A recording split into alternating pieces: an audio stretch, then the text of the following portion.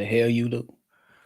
The Chicago Bears and what was a snooze fest, took a loss 6-3. Yes, you guessed it right. 6-3 versus the Seattle Seahawks. In what we can legitly call this Caleb Williams' worst game of the season. Me and C Dub here to talk about it. Maybe the other guys join. But y'all know you gotta hear the music first. You are now tuned in to Chicago Bears Central, your number one place for all Chicago Bears news and content.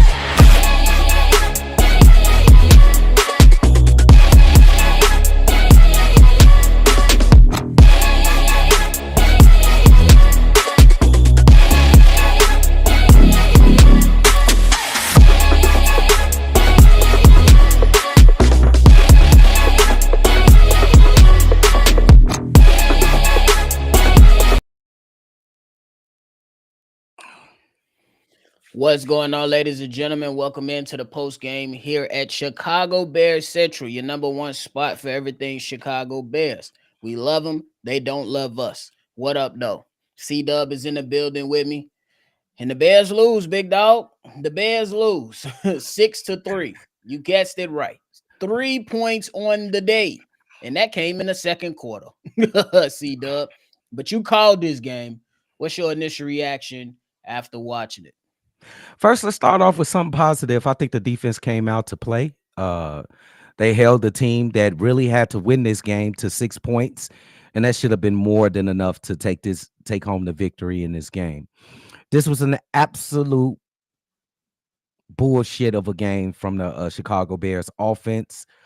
The strategy was off. The execution was off. The quarterback had his worst game of the season. The Chicago Bears, in a game like this, just stapled and stamped their way to being the worst team in the NFL.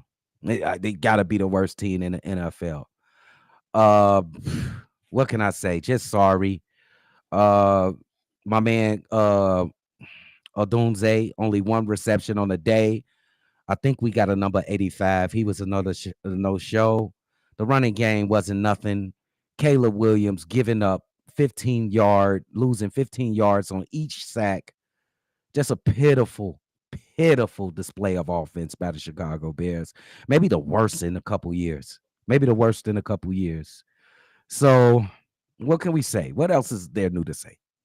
It ain't much new to say when it comes to this. This game right here was one that left a lot to be desired. Chance after chance. You watch the Chicago Bears be the Chicago Bears of who they were the entire season.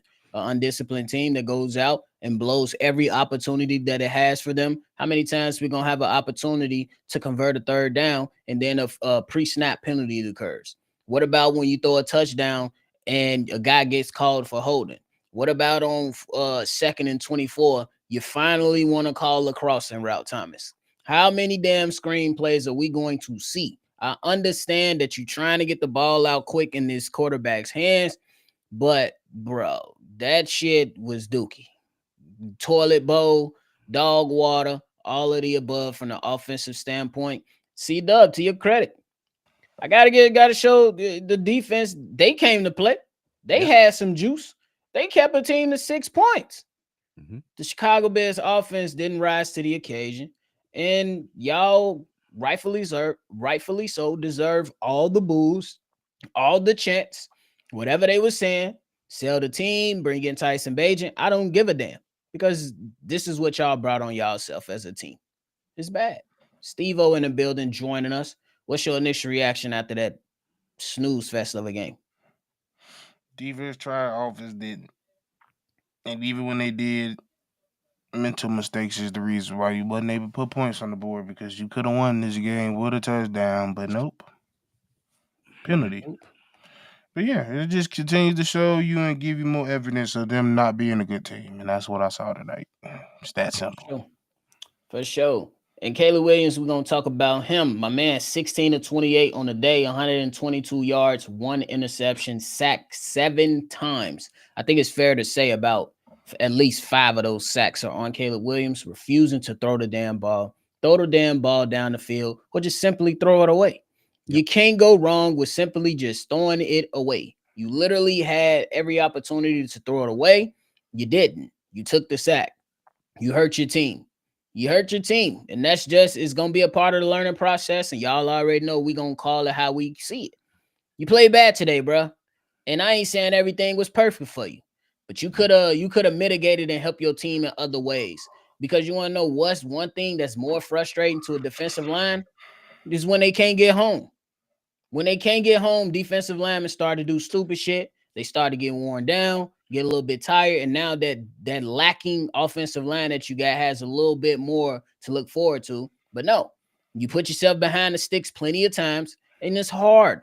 You can't even score in the first quarter. How easy you think it is going to be for you to continue a drive if you on 2nd and 15 or 2nd and 12? You behind the sticks, bro. Yeah. Steve-O, how was Caleb Williams' performance today, bro? Wasn't good enough to get the win. It just wasn't good. You struggled to make some passes when you need to. For some reason, every difficult pass you was A1 with.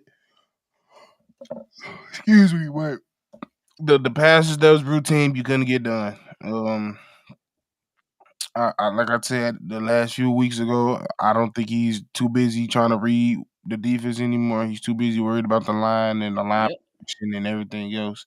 And his reactions, he's starting to realize that now people are starting to key in on him, and they now are starting to see his tendencies. They know he likes to roll out. They know where he likes to roll out. That's why you see him today. Everything he tried to do to escape, usually he finds a way to escape out of certain situations that we've been On his like, "How you do ass. that." They ain't had it today because they knew everything he was going to try today, and they didn't let him do it. And at the end of the day, I said in the game, I felt like they was throwing too much. They didn't do enough running between both of the running backs, and you just wasn't able to get him in the rhythm. 23 total carries for the running backs for 103 yards, 28 passes for Caleb Williams. C-Dub, how was Caleb Pretty Williams? balanced. I thought that Caleb Williams' worst game was the first game when he threw for like 74 yards or something like this. But this was by far the worst game. I think that he was seeing ghosts out there. He wasn't playing naturally. I think he's been hit a lot. He leads the league in sacks taken this year, and I think that's natural before you start seeing ghosts out there in the backfield. Also, to add to that equation, he's trying to be Superman and trying to make D play to put his team over the edge. I don't doubt him for that, but sometimes you got to learn how to throw the white flag and live to play another down. He's a rookie. He's playing like a rookie at the end of the season. He's been underwhelming in his execution, especially holding on to the ball for the last couple games. He had a 300-yard game last game, but he's beginning to hold the ball longer so he can make plays down the field, trying to be Superman. It's just bad. Everybody has bad games. This is just the worst one of a good season for a rookie for us. So he's going to get better. I don't doubt him because of this poor game right here. They called back a touchdown pass that would have won the game because of the offensive line is non-existent for our team. So there's going to be days like this for Caleb, bro. It's going to be days like this, bro. It's definitely gonna be games like this, and these the games to where like a lot of sometimes these moments happen, but you need that one drive to put you over the top. He had one, but then you needed another one. Sometimes you don't have that one that touchdown, and sometimes those plays get neglected all the time. But guess what? You got to dust that shit off and go down there and drive and do something else again. So it is what it is when it comes to that. C-Dub, where the hell is 85? Who is 85? We got an Cole 85. Kmet. No receptions, no yards. I don't even see him listed as for a target. I see Gerald Everett listed as getting a target and not Cole Kmet. What the fuck? Like we was like begging Waldron to get Cole Kmet involved, and he started to like in between that 4-2 start of the season. He started, and that's when we was getting more success. When we was using Cole Kmet. But ever since that game in Washington, Cole Kmet has not been included into the offensive game plan. It looks like if he is, it's not being. It ain't happening. It ain't happening on the field. I don't think it's that. You don't think that? What you think? It's not the offense. I don't even think it was Shane. I've just been paying. It's just he's not throwing him to Cole. It's that simple. There's multiple times, and it ain't just Cole, but it's obvious with Cole. He Yeah. just chooses not to throw to him. But It's how do literally you like that. It's that simple. how do you explain that though? Why would you go away from that? And that Trust. clearly was Apparently, you a don't trust factor, him. and you getting a 4 and 2. I I don't don't know. recall him dropping a lot of passes and stuff. I think it's a more of a strategy thing. I don't think it's you. I think you trying to say it's Caleb's fault. It's 100% Caleb's fault. Because like I said, it's not just Caleb. I've seen him look dead in the eyes of DeAndre Swift and say, "Nope, I'm throwing to Keenan." I've seen him look wrong wide open. I'm throwing to Keenan. I've seen DJ be wide open. I'm throwing to Keenan. There is the only person he 100% trusts on this team, throwing no matter where they at, is Keenan, and he's choosing not to throw to him. I don't really It's have the same. It was the same things we was having. The same thing with Justin with Mooney. All of a sudden, Mooney wasn't getting the ball. He was just choosing to throw to DJ, not him. But it seems like it's not even no effort from the offensive game plan to get it to Cole Kmet, though. Like you see the plays that we run for DJ Moore, that play they run every first quarter. Like run a play like that for Cole Kmet. Run a couple plays like that for Cole Kmet. It's called strategy. For what if he and can't preparation? Find it? He be smack down open in the middle of the field. I seen that man Cole Kmet one game do jumper jacks, and he just didn't throw it to him. He's a rookie. That's all I think I got to say for Caleb. I mean, but because one would think that a good tight end would be one of the best weapons for a rookie quarterback. You know what I'm saying? Yeah. But yeah, I don't know what the conflict. I'm not saying that there's conflict like to where they going at it. But there's had to be some type of conflict on the understanding of I need Cole Kmet to be open, or Caleb needs to give me the ball, or Caleb, I need to hit Cole Kmet. Something. But why would a quarterback just do you think that's on purpose, Steve? As you saying it's purposeful? I don't think it's purposeful, no. I think he just going with what he trusts. He trusts when Justin had that super, and it was very detailed offseason with DJ, with a new offense at that. He just trusted DJ with that. Mooney, he learned a whole different offense with Mooney. Yeah. So when it got to Mooney, maybe it was something he wasn't clicking with versus something he was clicking with DJ. We've seen DJ click. I mean, we've seen Keenan and Caleb click. They just got that connection. He just has to realize, see it, throw it. It's the same thing with fucking Justin. It's the same thing. If you see the motherfucker, throw it. Don't think about it. There's too much thinking when it comes to Caleb right now. It is, and that's what's prohibiting him from, excelling from what we believe he can excel at. And I think that it's been a lot of factors that came into it, a lot of factors that played into it, but he ain't been helping himself neither. I think it's more nuanced than that. Like, I don't think he's getting put into the game plan, Cole Kmet. I just don't think he's getting put into the goal. Because could you all agree that he's a top 10 borderline from last season, 10 tight end in the league? At least that's what we thought. He was, but even then, we wasn't having plays specifically for him all the time. Yeah. Most of his touchdowns was off of him just doing his routes, and our quarterback found him. Yeah. It's just that so. It's not nothing scientific about it. He just not for some reason they don't have that connection, and somebody in this organization is not teaching Caleb. You see somebody open, throw it. I just think that Greg Cosell, he do a lot of film breakdown from the NFL. He's been doing it for a very long time. He says Caleb is not an anticipatory. He doesn't anticipate his throws. He has to see it open. That's what he's been seeing from the tape. That sounds familiar. And that's why you see a lot of those double pump passes. Mm-hmm. Yeah. I've seen him throw with anticipation this season.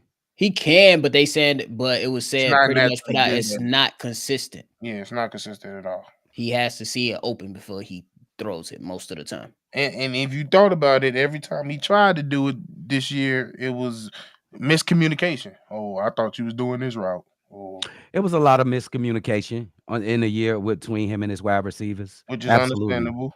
Absolutely, especially with DJ Moore, bro. I just think that if you're an offensive coordinator, don't you want to game plan your weapons open, bro? Like you want to work with your weapons, bro. And what y'all agree that Cole Kmet is one of the best weapons we got on this team?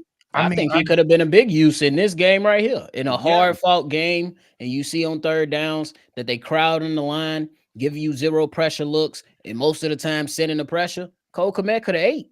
but the difference is you can game plan all you want, but your quarterback got to be an on-time quarterback. He's not an That's true. on-time quarterback right now.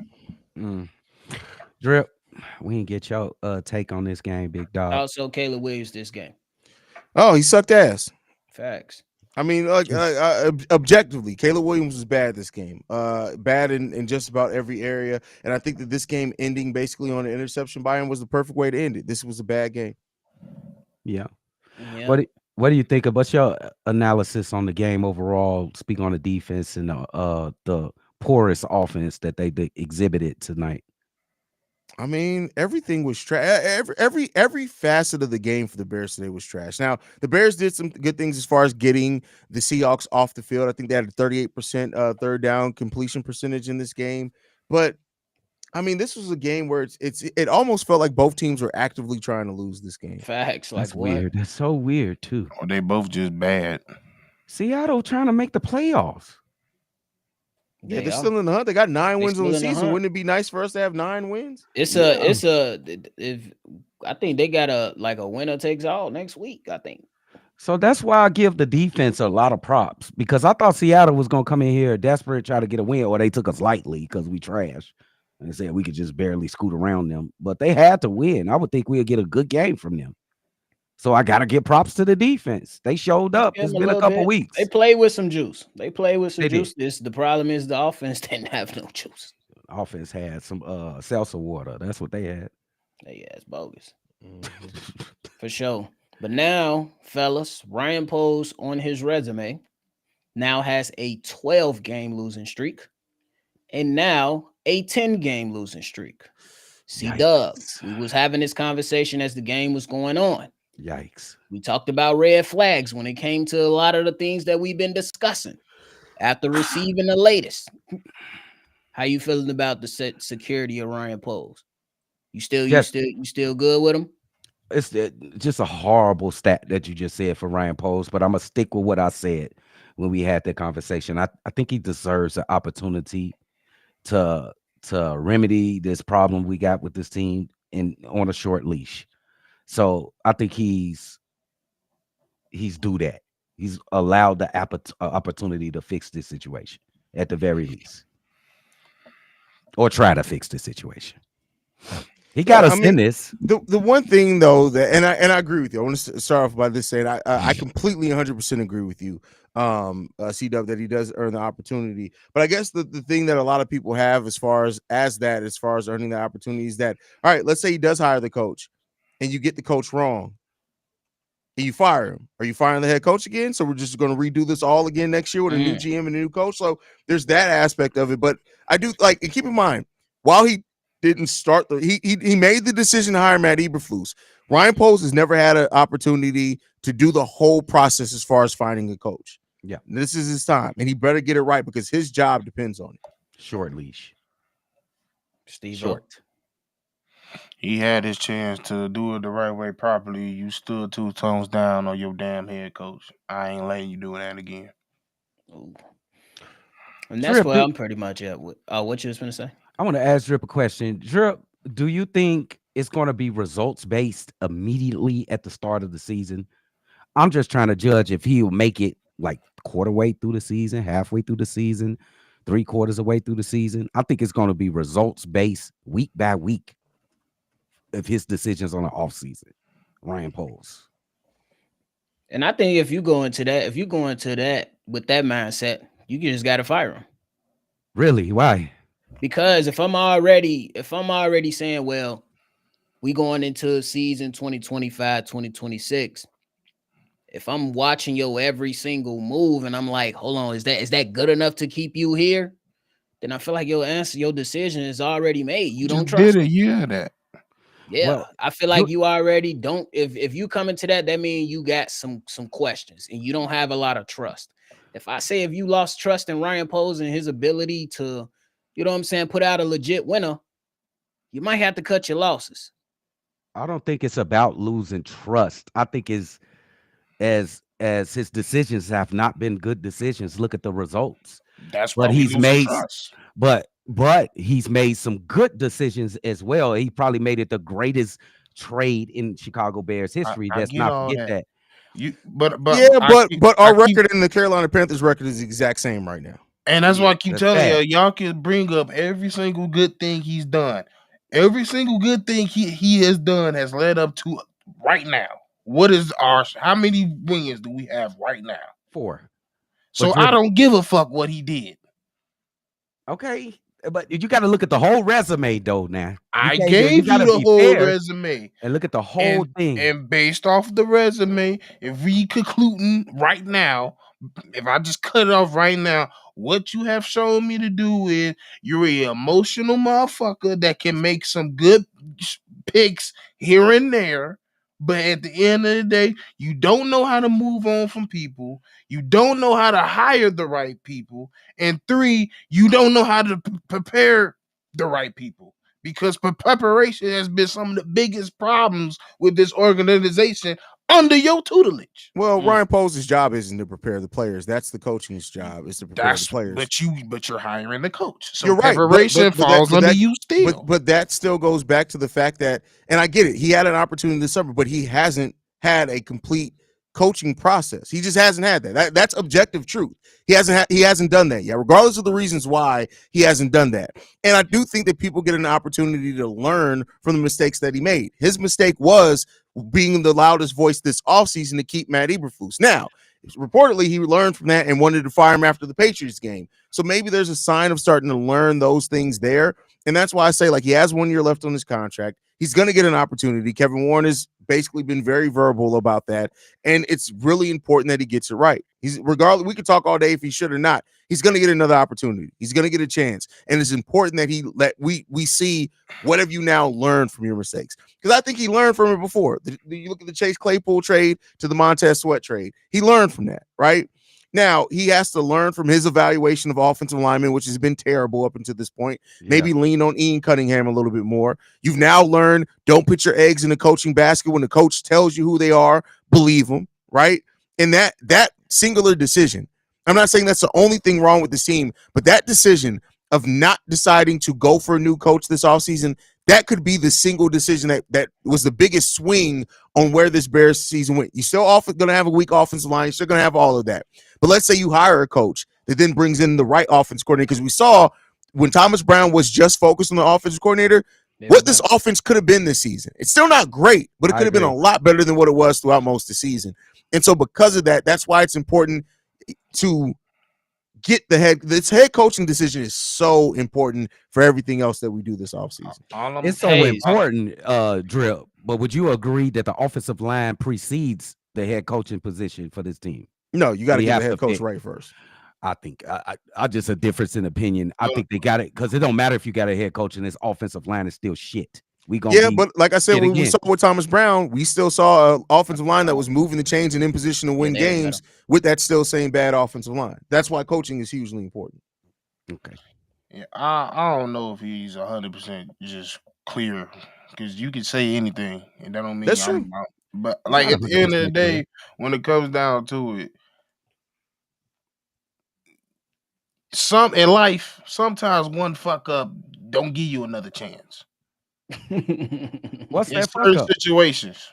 In certain situations in life, some people don't get multiple chances to mess up. Some people don't.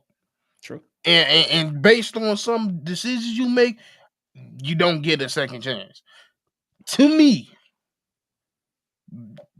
I don't care about you knew all the situations when you came and accepted this job. You knew the hierarchy, you knew how this organization, you knew that you was gonna be handcuffed if everything's gonna fall on you. So I don't care about these little nuances about nothing. I care about results. And the results is you ain't getting it done. What's the nuclear fuck up though? You saying fuck The up? nuclear fuck up is you. Well, it's mainly two. You hyped up this fucking O-line like it was that fucking O-line. Two, Flu should have been gone. Okay. You had a chance to properly build it right that time. Now we give you a second chance to get it right. Really a third damn near. It's a second chance. For sure. It's a second chance. Hey, And it's comments like this. Y'all got to get off the. Caleb Williams is better than Justin Fields. Period. He's better than Justin Fields. It is what it is. He's better than Justin Fields. Yep. Y'all got to get off of this shit because y'all was the same ones whining this offseason about us not drafting Caleb Williams when we were telling y'all, let's go for the haul. Y'all can't have it both ways. Caleb Williams is a better quarterback than Justin Fields. And at the bare minimum, he's the same. And guess what? He's in year 1. Justin Fields is in year 4. What does that tell you? On the bench. Well, he's on the bench because they didn't want to give up the pick. I think that's politics why he's on the bench. He'll be starting next year. Technically, what tells me Caleb on the same road under the same tutelage. He has an even worse road. He got 4 offensive coordinators starting next year. I know my point is players don't get better when you have dumbass coaches. For sure.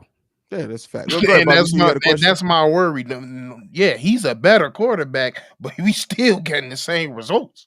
For sure. So that's why I'm saying it's so critical that we get these people up top right, because you got somebody that potentially can be that guy, but you gonna make him look like the motherfucker that just left because you didn't do it the right way. You starting off backwards once again. For sure. So Hayes, my question was: so are we gonna be seeing an extension for Pose coming soon? Oh fuck no, no. He only got 1 year left on his deal, though? Yeah, next season is the last season. I don't think that Ryan Poles gets an extension unless this Bears team is clearly on the path to make the playoffs in midseason, meaning that if the Bears by week 9, week 10 have 7 or 8 wins, he may get an extension then. But otherwise, I think they may wait to the end of the next season. But does that hurt but do you think that'll hurt their chances for a head coach? I mean, the head coach will already be hired. That makes sense. I see what he's saying. They'll already be hired. I didn't get that. Yeah. No, I'm saying because if you don't lock him up for the foreseeable future, some might think that once he's going to coach. Oh, I get what he's saying. You know, the GM's coming. He's saying like most coaches might avoid the Bears because they like, why am I finna sit here and my GM probably gonna be that picks me gonna be gone. That could be. I think nephew saying if he changed the GM, you know, GMs like to come in and have their own guys in place when they come in. Yeah, that's why I'm really on it. It's just that's fair, and that's make it fresh. Do it the right way this time. You have opportunities to do Hold on. Stop. Willie Beeman, I ignore a lot of what you say because you're a fucking idiot and you name yourself after a fucking character from a movie. Yeah. Don't come in here being fucking disrespectful because you're not going to deal with that shit, first of all. Now, you need to calm yourself down before I go and fuck your mama's throat and become your throat daddy. Watch yourself the fuck out, bro. Don't come in here with that bullshit. I'm not dealing with that shit this season. Calm your fucking bitch ass down and stop being mad that the fucking pastor used to touch your ass and worry about that shit before you come in here dealing with this bullshit. Now, you don't want Hayes to turn up on you. Watch your bitch ass, okay, Willie? How the fuck you name yourself after a fucking condom? You dumbass bitch. Watch yourself. Not the Pope. What happened? All right, go ahead. What's your question? Bishop Michaels. Damn, Willie. Where does go? What do you fuck that? I got a question. Where do you come up with some of this shit? Like, because what? Oh, you don't like my family literally like my family sitting around at the dinner table used to just roast each other. Like we used to come up with some crazy shit. We be baking too, but damn. Yeah. If I hear fuck your mama throw it at the dinner table, I ain't eating no more. What is you talking about? What? And it's just stupid shit. Who cares if he's better? Who doesn't want better players? You're a fucking idiot. Like, this is one in the bitch. Like, this is how I know when people let their woman peg them. Because there ain't no way he's running this household at bitching about shit like that. Damn, Willie. Like, he come home and his wife be like, put the check on the table, bitch ass nigga. Can I play my PlayStation now, baby? Yeah, go ahead and do that. You worked overtime today. Oh, no. Fuck. If y'all could put this on, I agree with Bobby and Steve. I want to ask those that want to keep him for one more chance, what from this team looks different from 2021 outside of the quarterback? We got better defensive pieces on that side of the ball. Young pieces. You got a Montez Sweat, who supposedly, I think he's better than what he displayed this season when it comes to the form of numbers of sacks. Mhm. So it's completely different than 2021. I think it's different. For sure. I think that the thing from 2021, the biggest thing that's changed is we have a fairly clean cap sheet. We're gonna have the fifth most cap space in the league coming into that. We didn't have that before. Our cap situation was in such hell at that time. I think people got to keep in mind that one of the main reasons we had no flexibility is because we had no cap space, and Pace had given up a lot of our draft picks. So at least that's better, right? Everything is clear now with the Bears. They have draft picks. They have draft capital. They have a clear cap sheet going forward to where they don't have any really bad long-term contracts. They have some questionable contracts, but no contracts you're looking at like, damn, that's bad, and we're locked into it for 3 more years. Even Tremaine Edmonds, who I would say that most people agree is one of the worst contracts on this team per what we expected from him performance-wise. Yep. We can come off of that and gain $8.5 million and only have, I think it's 2.6 in dead cap. We were killing it with that, right? So that's what is much better with this team. And then we now have younger talent at key positions, where before we had a lot of veteran talent at key positions, which then shrunk our window. So not only do we not have cap space to add people, we didn't have a lot of draft picks to add young talent, and some of the best players, especially on the defensive side, were all long in the tooth veterans, which then close your window even more. So I think that's overall what's kind of got better for this team. Yeah, I agree with that. I agree with that. For sure. I don't do comparisons from different times because it's different scenarios and it's different reasons. It's kind of hard to compare. I would just say, if I was to say what's the difference between, I would say the last 2 years, he showed me that he could put a defense together. That's about it. Ryan Poles. Whoa. Do y'all see Lloyd? Yes, I'm ready to go. Lloyd said we will not be peg shaming. First of all, Lloyd, I'm ready to go. All right, Spray Gibbs. Watch yourself. You got a part 2 to that. You got a part 2 to that. Don't go to that. I'm not touching the part 2. But he is Spready Gibbs, all right? We did get it. We did have a super chat, though. Yeah, we got a super chat. Yeah. Oh, Jesus. I think it's Mike Davison. Shout out to Mike. CBC, thank y'all for being the best part of this horribly depressive season. Keep up the great work for another year and stand being number one for all things Bears. Happy holidays to all. Shout out to you, Mike. Appreciate you, big dog. Appreciate you, fam. Well, now we moved off the subject of pegging. Fellas. Do y'all have anything left on this Thursday? Is it one more game left? One more game. Oh, God. It's just crazy how everybody. One more game, bro. Hey, we is can it focus against on the Green fun Bay? stuff like draft analysis and shit like that. Like, we don't have to talk about winning and losing no more. I can just watch the playoffs in peace. Is it Green Bay? We got Green Bay last. All I gotta say is, are we still fanboys? Maybe. I don't know. Who said we were don't know. fanboys? What you mean? All last year we was fanboys. Oh, Bro, you know. leading Oh, into yeah. this season. I'm just saying, It's ugly. We Chicago Bears fans. real ones. I apologize for Unfortunately. y'all. I've been doing such a good job of keeping Petty Roosevelt contained. But between the 50-point fourth quarter by the Chicago Bulls today and 9 total points being scored in this Bears game, I'm sorry, y'all. But Willie's still a bitch, though. But I'm sorry that y'all had to see me call him a bitch. But Willie Cool, Drill. Let him back. Let him get a chance to get You gotta back. be smart. Drill. You gotta be smarter Willie than that. Cool, he I just be knew. going crazy. I knew I couldn't handle 2 disappointments today. That's why I didn't watch the Bulls. I just Ain't picked watching either. Well, if the fellas ain't got nothing else, man, that is it from us, y'all. We appreciate y'all for tuning in on this Thursday. We hope y'all been enjoying y'all holiday season. Now it's time to go lay up against some mushy. So y'all be safe and wrap it up.